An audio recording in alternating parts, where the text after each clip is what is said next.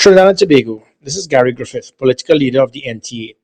A week ago, when Rowley got his meltdown in a political meeting in St. James, in his desperate attempt to mislead the population, he waived a so called politically drafted audit report from the Ministry of Finance with baseless claims that I breached procurement regulations.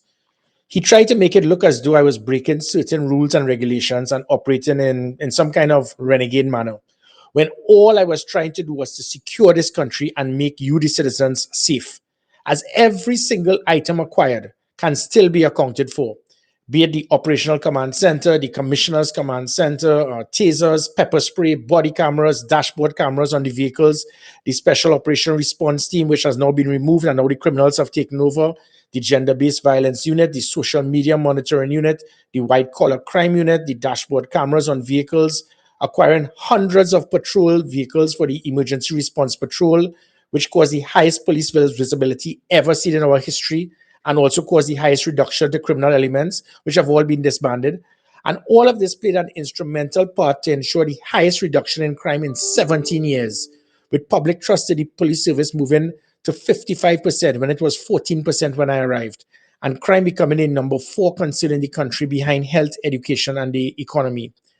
I did all of this consistent with my authority and within my budget allocation, which you, Imbert and Rowley, reduced by over 240 million annually and not given releases for the first 6 months of every fiscal year that I was there.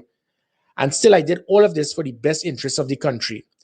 The hypocrisy now is mind-boggling. As a week later, you, Keith Rowley, go on a political platform again to justify the same Imbert and yourself trying not by not adhering to the same law and the same regulations that you claim that I breached, but which you now hypocritically and conveniently see as flawed because of your desperate need.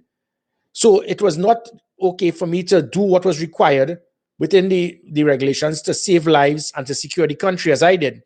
But you saw it being important to breach the regulations to buy cake and ice cream for a CARICOM summit.